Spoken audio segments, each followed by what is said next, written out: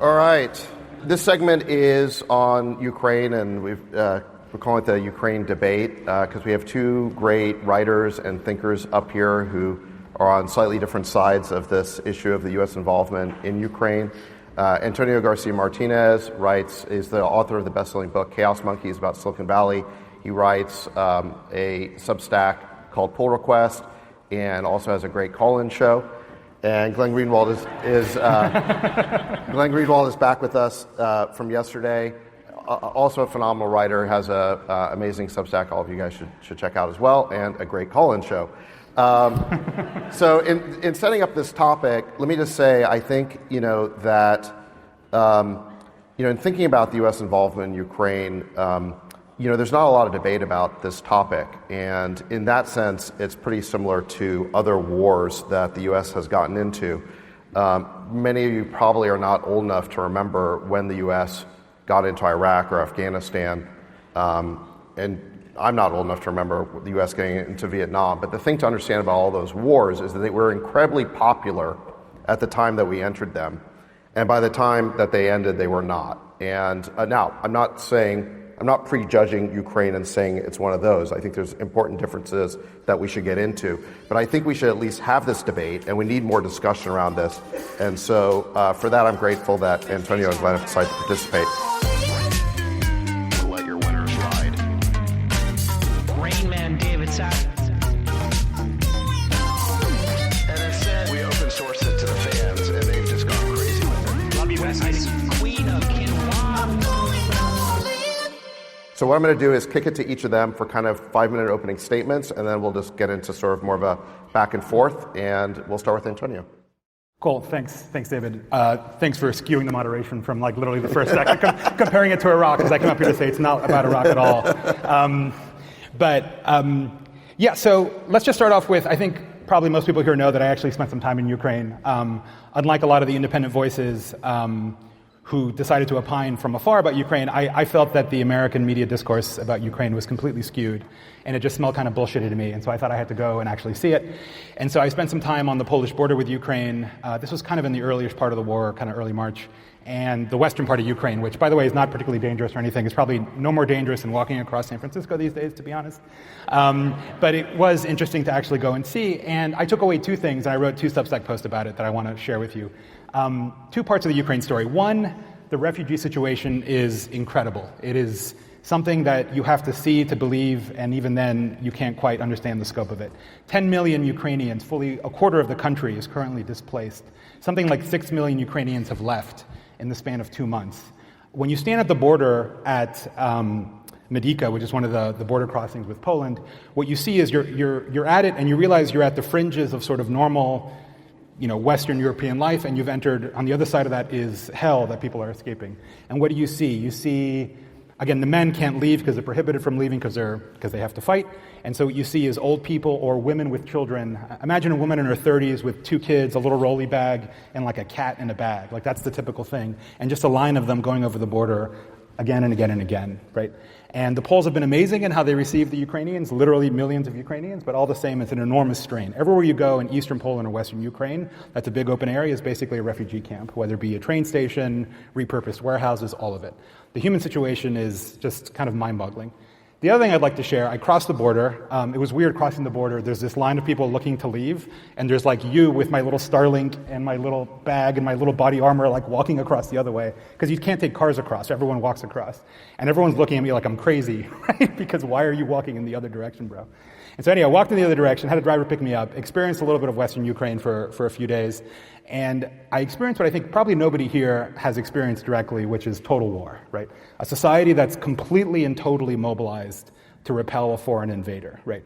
I was in a city called Lviv, which is one of the western cities that sort of free Ukraine, and everything there is either men and weapons and trucks going east, or women and children and refugees going west. That's all you would see. That's all that would happen there.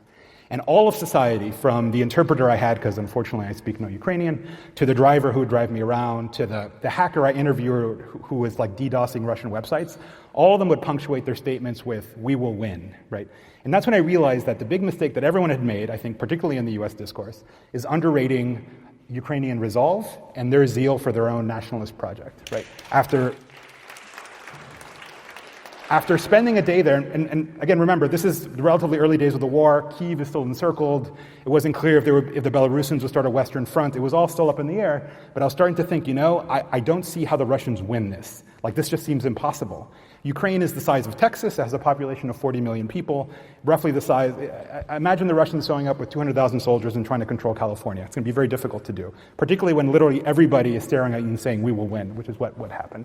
And that's when I realized that this whole story was very different than it's being projected in the United States. And I felt vindicated in going, because I think there aren't that many American journalists there, and I think a lot of the discourse in the U.S. tends to skew towards Iraq, or towards projection of American political domestic neuroses, and not the facts on the ground in Ukraine, in which you have devastated cities, you have women and children refugees, you have literally a total war situation that the Western world hasn't seen since World War II. That's the reality of Ukraine, and what I hope to debate here. All right, thank you, Glenn.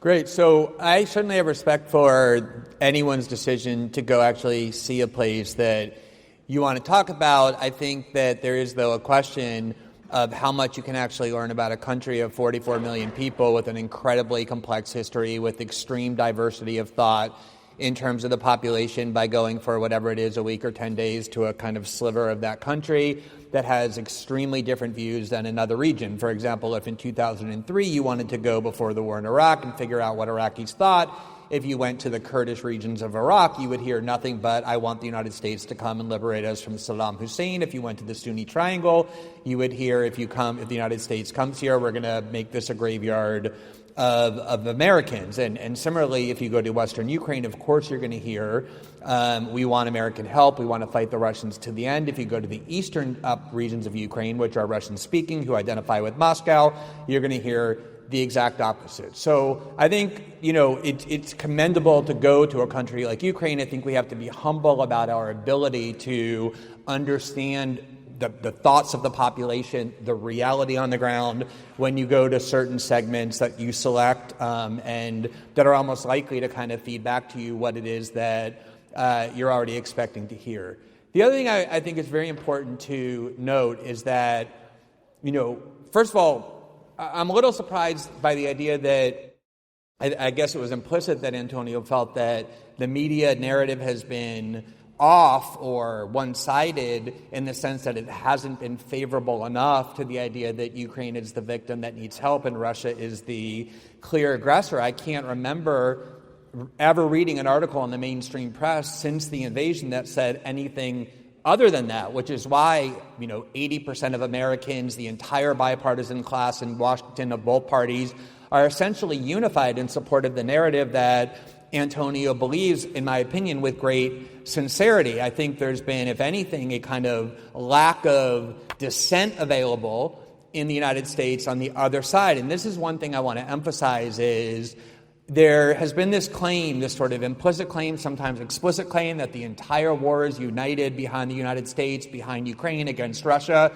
The reality is, overwhelmingly, most of the world is, in fact, not united behind the United States and the NATO position on Ukraine. Most of the global South, 15 of the 20 most populous countries on the planet, either abstained or voted no when it came time to decide whether to expel Russia from the Human Rights Council.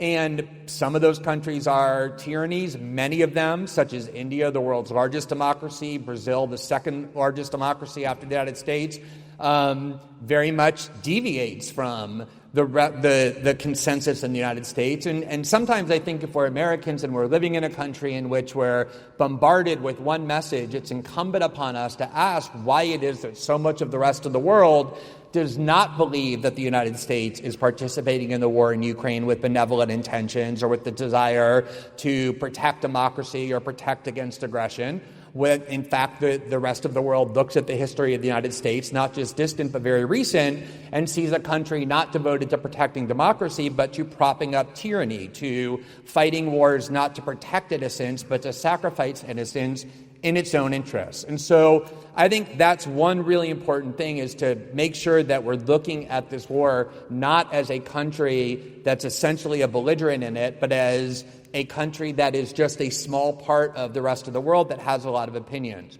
The other thing I would point out is war in general is the worst thing that humanity can unleash upon itself. There is no war that doesn't involve extreme amounts of atrocities, extreme amounts of war crimes, all kinds of hideous things. And if you look at any war, not just the ones that the United States adversaries have started, but ones that the United States has started, ones that the United States' allies have started, that we support, you're going to find enormous amounts of atrocities. And any decent person with any kind of a minimal moral compass who looks at any war like that is going to walk away horrified and disgusted and wanting to do something about it.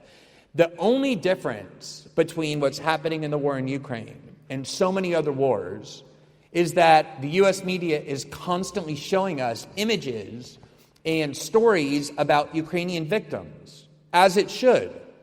But think about the wars that the United States has itself started or is propping up, like, for example, the war in Yemen that has been going on for many years, that is still going on because the United States is supplying Saudi Arabia, not exactly a democracy, with enormous amounts of weapons and money and intelligence to fight that war. And think about how much you've heard or seen about the victims of Yemen. How many Yemenis have you heard from talking about their relatives who have been lost in battle? Or how many people who we bombed in wedding parties and the like have been lost in well? And so I think what this can happen is it can create an imbalance in our perception. The imbalance isn't that the war in Ukraine really isn't horrible. It is, but that there's really nothing extraordinary about what's taking place in that war. All wars, including the ones we start, the ones that we're waging, the ones that we're supporting, have the same kinds of atrocities. And the question ultimately becomes, does the United States really have benevolent motives in trying to defend Ukraine instead of sacrifice it? And secondly, does the United States have the ability to foster a positive outcome on the other side of the world involving extremely complex cultures and histories and two countries with very intertwined geostrategic interests,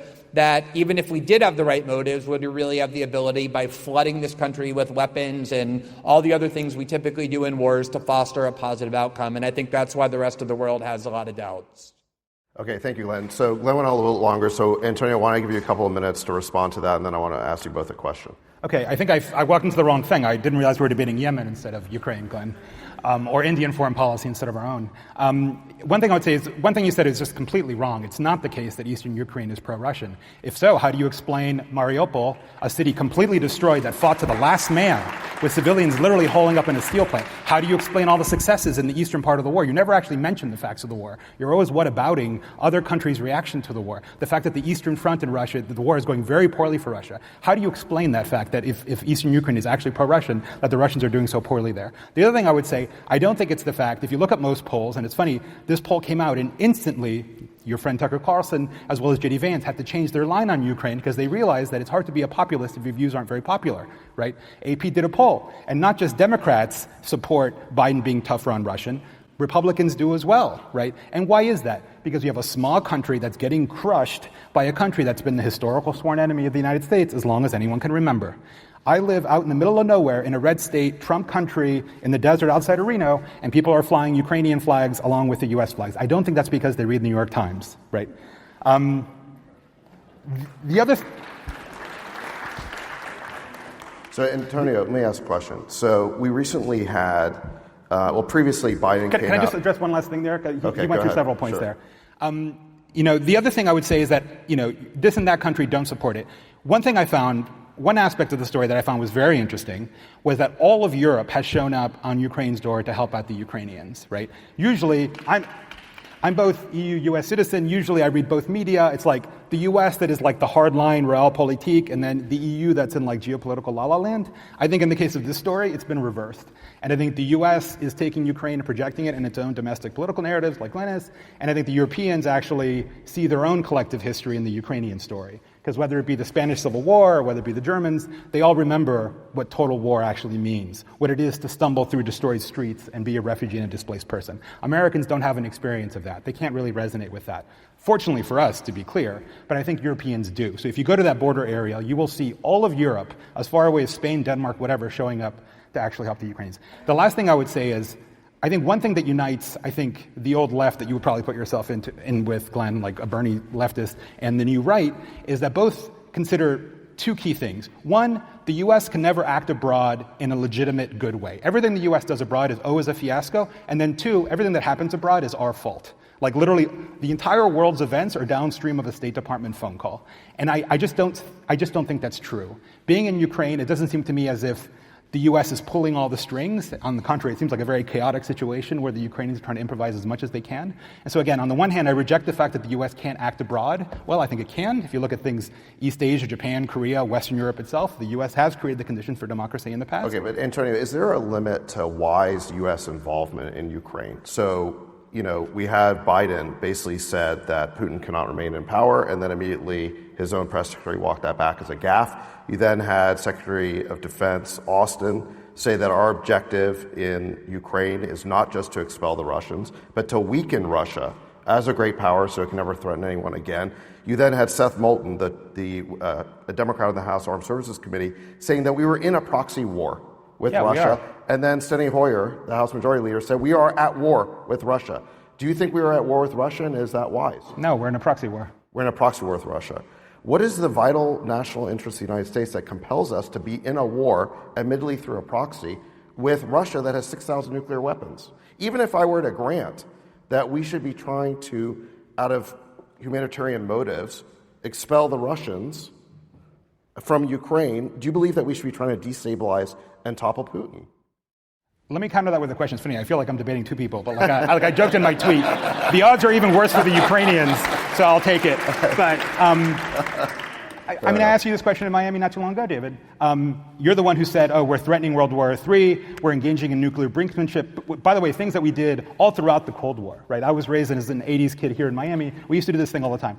At what point would you stop? At what point do you think it's actually worth rolling the dice? At what point between Lviv and Warsaw and your front door would you stop and say, actually, World War III and nuclear war is worth risking? Because that's an answer I don't get out of the appeasers. At what point do you actually put your foot down? Well, look, what I've said is that I'm willing to arm Ukraine under Cold War rules, i.e. the way that we armed the Mujahideen in Afghanistan. So we provided them with Stingers, but it wasn't a U.S. flag on the box, and we didn't it wasn't U.S. flags on the trucks. There were a certain set of rules by which we engaged in to avoid the risk of World War III with the Russians. Do you feel that's not the case now? I think no, because we have now defined our objectives in a much more expansive way. And I'll let Glenn speak for himself because I think he would not go as far as me. I'm willing to do a little bit more. But no, look, you have the President of the United States saying that he wants to basically topple Putin. You've got Austin saying that our objectives here go beyond Ukraine. It's basically to kick Russia out of the League of Great Powers. And moreover, you've got the State Department declaring that we're in a global struggle between autocracy and democracy. So we've defined the struggle in Manichaean terms, and if somehow Ukraine were to lose, there's this domino theory where dictators are going to take over the whole globe.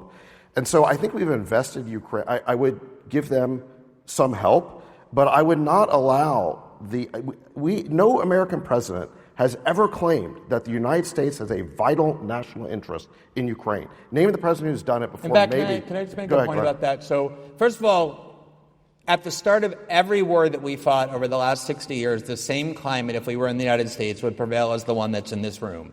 Every time some comment was made that the United States is on the right side, we're actually doing the right thing, we're fighting on behalf of everybody in the auditorium would woo, applaud. It's really good. It's a good feeling to feel like your country, your government is doing something deeply moral. So again, I just want to show, and maybe, this doesn't matter because you think that most other countries are primitive or arrogant or immersed in propaganda, and we're not. But here are the top 20 countries by population, and the ones in yellow are the ones who refuse to support the UN resolution expelling Russia from the UN Human Rights Council. And you can see that it's 9 out of the 10 most populous countries that are on the opposite side of all the cheering that's taking place in this auditorium. This is exactly what has repeated itself every time we've gone to war, in Vietnam, in Iraq, in Afghanistan, in Libya, in Syria. All Americans across the board, 80%, 85%, are on board with the war in the beginning because it feels so good to believe your country is going to war to do something positive. And then 6 months later, or a year later, or 5 years later, every single one of those wars, overwhelming majority say, it was a huge mistake. That, at least to me, would cause some humility to ask, why does that pattern keep repeating itself? Why am I, as an American, always so susceptible to cheering my government's involvement in a war when the rest of the world is telling you that actually you're being propagandized, that the motive the United States government is claiming to have, which is defending democracy, is not actually their motive, as illustrated by, I don't know why the rule is we're not allowed to evaluate other things the United States is doing to determine whether those motives are real, like what we do in Saudi Arabia or what we do in Yemen. It seems like if someone comes to you and claims that they're acting with a certain motive, to determine whether that's really the motive, you'd want to look at the history of that person and whether their behavior is consistent with that motive. That's what the rest of the world is doing, and the reason why they find these propagandistic claims of the United States so preposterous, because so many of them have been victimized by the United States overthrowing their democratically elected governments, not in the distant past, but in the recent ones. Here's the next 10 most populous countries. 6 out of 10 also deviates from the U.S. position. And then as far as what David was saying, this was Barack Obama. So it's not what Antonio was saying, people on the far left, my friend Tucker Carlson, evil far-right people. This is Barack Obama. In 2016, on his way out the door, he was confronted in a very lengthy interview by Jeffrey Goldberg, the neoconservative editor-in-chief of The Atlantic, who probably did more than anybody else to convince Americans to support the war in Iraq in 2002 and 2003 by claiming that al-Qaeda was in an alliance with Saddam Hussein. And he was demanding to know why Obama spent his presidency refusing to arm the Ukrainians and refusing to confront Moscow. And here's what Jeffrey Goldberg in 2016 quoted Obama as saying. This is Goldberg's quote for Obama. Quote, Obama's theory here is simple. Ukraine is a core Russian interest, but not an American one. So Russia will always be able to maintain escalatory dominance there. Quote, the fact is that Ukraine, which is a non-NATO country, is going to be vulnerable to military domination by Russia no matter what we do. It's realistic, but this is an example of where we have to be very clear about what our core interests are and what we are willing to go to war for. And then here is the current CIA director, William Burns, who's also not on the far left or part of the far right, who in 2008, in a memo to Condoleezza Rice, when the Bush administration wanted to expand NATO up to Russian borders, warned, this is what he wrote, quote, Ukrainian entry into NATO is the brightest of all red lines for the Russian elite, not just Putin. In more than 2.5 years of conversations with key Russian players, from knuckle draggers in the dark recesses of the Kremlin to Putin's sharpest liberal critics, I have yet to find anyone who views Ukraine and NATO as anything other than a direct challenge to Russian interests. This has been conventional wisdom in Washington up until February 24th, when it suddenly became taboo to talk about. Russia views Ukraine as the most vital interest to it because it was twice used by Germany to invade Russia in the 20th century and virtually destroy it, and that Ukraine never has been and never will be of vital interest to the United States. Okay, Glenn, let's go to Antonio. Let's give him a chance. Okay, Glenn, I think that argument sounded better than the original Russian, to be honest. I mean, I don't know why you're sitting here citing 6-year-old Atlantic pieces about Obama. Are you going to address the reality of what we're talking about? In that list of nations, by the way, you included such human rights luminaries as Iran and China as having voted against it. Let me ask you a direct question. Should Russia be sitting on the UN Human Rights Council, a country that routinely incarcerates journalists and has a heinous human rights record? I mean, if you look at who else is on the Human Rights Council, like the United States, you're always whatabouting, Glenn. Just answer the question. It's not whataboutism to say you have to look at what the rest of the world is doing in order to understand the moral framework. Why is it that the United States, that still has people in Guantanamo for 20 years with no trial, that destroyed the country of Iraq, a country of 25 million people, that is created the worst humanitarian crisis in Yemen, that is imprisoning journalists like Julian Assange with no charges for over a decade now, has any moral credibility to say we are morally superior? I know it feels good to say that. But the reality is the United States, if you look at what it's actually doing, which is going around the world, and it's always done this, supporting tyranny, not supporting democracy, propping up despots, not fighting them, if you want to believe that there's a way to go into Ukraine and defend the Ukrainians and all of that. I believe that that's what you want to do, but it would be incredibly naive to refuse to ask ourselves whether that's really the goal of the United States, given everything we know about the government. And if the goal of the United States is not the benevolent one that you hope they have and that you have, but it instead is a different one, namely not to defend Ukraine and Ukrainians, but to sacrifice Ukraine in pursuit of this broader geopolitical goal that David mentioned, that they're now admitting, which is to weaken Russia and bring about regime change, then you're cheering for a war that is completely different than the war that is actually being fought. No, I disagree, and I think you've spent too long in Plato's cave of Twitter, and you don't stare at reality anymore. To be quite honest, none of what I showed you came from Twitter. None of what I just showed you came from Twitter. Yeah, no, it came from the 6-year-old Atlantic piece. It's even less relevant. Just this week, the Finnish and Swedish parliaments voted to join NATO. Why is that? Your argument is completely backwards. Russia's not aggressive. Okay, but Antonio, so hold on a second. Let me finish the thought. No, hold on. Let me respond to the point that you sat there for 2 minutes staring at. Russia is not surrounded by NATO. Russia isn't aggressive because it's surrounded by NATO. It's surrounded by NATO because it's aggressive, okay? And countries like Finland and Sweden have been living under the Russian boot, and Finland, most of all, knows it from the Winter War, and that threat has been there constantly. So, again, what do you know that the Finnish and Swedish parliaments who are trying to make a decision for their people don't know? Well, right? If I were a country and I had the option to have the richest and most powerful country with the biggest military tell me that if anyone invades you, I'm going to go into war and fight against you, I would say, yeah, I would love that also. That sounds like a really great thing. Of course, every country would love to have a pledge from the world's greatest military that if anyone Are you seriously saying that countries would line up to be Ukraine? What do you know about the United States intentions that all of the countries I just showed you, not including tyrannies, many of which are on the United States side, but many democracies who have had their democracies subverted by the United States, who are saying we do not believe the United States is well-intentioned, that every time the United States involves itself in a war, it convinces its own citizens that it's going to do benevolent things, but the reality is exactly the opposite. What do you know that the entire rest of the world doesn't? It's not the entire rest of the world. The Europeans who are closer to the conflict completely disagree with you. The Danes, the cuddly little Danes, are ceding lethal aid to Ukraine. For sure, my own country, the Spanish are. The U.S. and Europeans are on your side. Let me shift gears. I want to get to another aspect of this topic. So let's start with you, Antonio. What is the outcome that you would like to see here? And right now, the way that victory is being defined by Ukraine and by our State Department is that we kick Russia out of Ukraine, maybe even Crimea too. That's the official policy, and maybe we destabilize and topple Putin.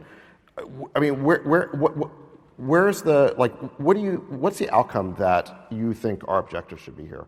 My ideal outcome is whatever the Ukrainians want for themselves, which seems to be, if you listen to them, seems to be a liberal democratic Ukraine that wants to join the greater EU Western sphere. If you look at the Maidan protests in 2015, this is when everyone kind of revolted against the pro-Russian leader at the time, and there were civilian shootings. And if you talk to Ukrainians, I mean, there's been 200 years or longer of Ukrainian sort of nationalism kind of brewing, but the 2014-2015 protests were really a formative period where the Ukrainians really said, this is it, we've got our own country. And if you talk to them, they're like, we've had 7 years of democracy, we're not giving it up now, right? And if you look at things like the mass graves discovered at Bucha when the Russians pulled back, they look at that and they say, if we fail, that's the future that awaits us, right? So they want the opposite of that. Apparently, 80 to 90% of the population in Crimea is Russian and wants to be part of Russia. Does that go back to Ukraine or does that go to Russia? It's a good question. But the Ukrainians under Zelensky believe that Crimea belongs to them. So is he wrong about that?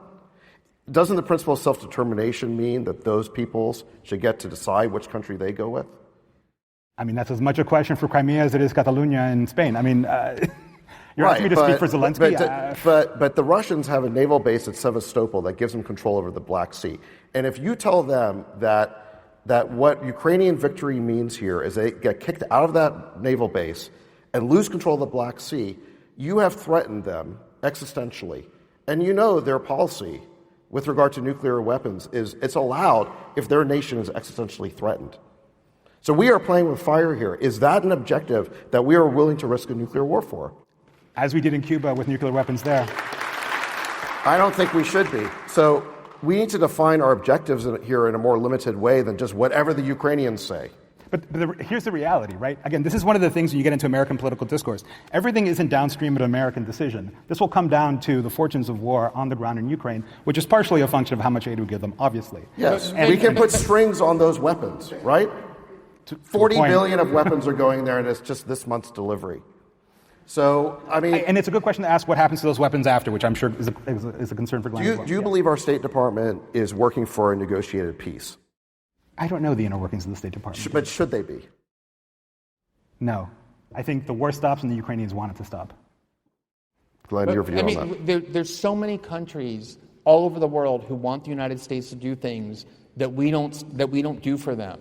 The Yemenis have been begging the United States for 6 years to stop sending huge amounts of weaponry and intelligence to the Saudis. And you can say, oh yeah, Yemen's a totally different country. Yemen's a different country, but it's still the United States government. And it is extremely disturbing to me, I have to say, that we suddenly seem to care so much about the lives of Ukrainians and seem to care very little about the lives of all the countries in which we ourselves are the aggressors. And you can say, well, that's a completely different issue. But it's not a completely different issue because what the outcome is of the United States' role in Ukraine is determined by the U.S. motive.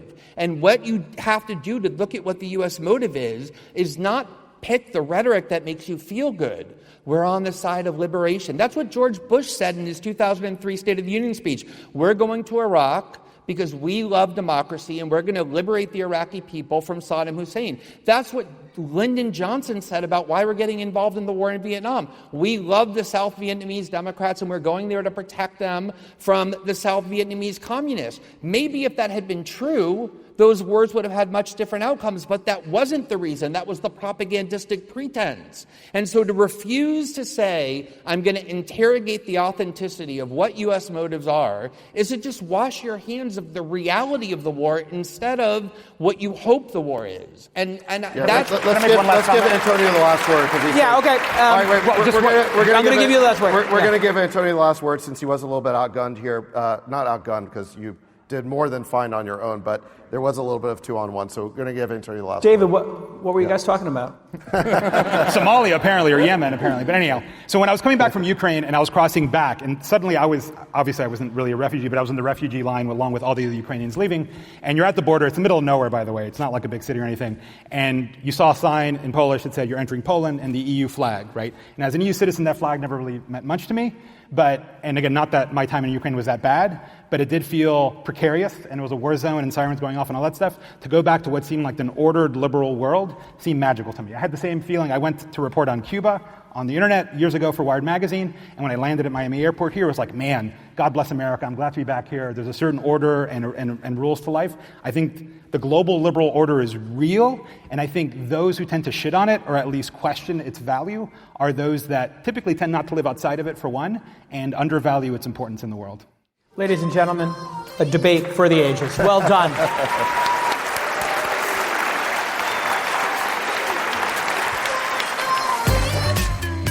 We'll let your winners ride. Rain Man David Sack. And instead, we open source it to the fans, and they've just gone crazy with it. Love you, besties. Queen of Quinoa. Let your winners ride. Besties are back. That is my dog taking a notice in your driveway. Man.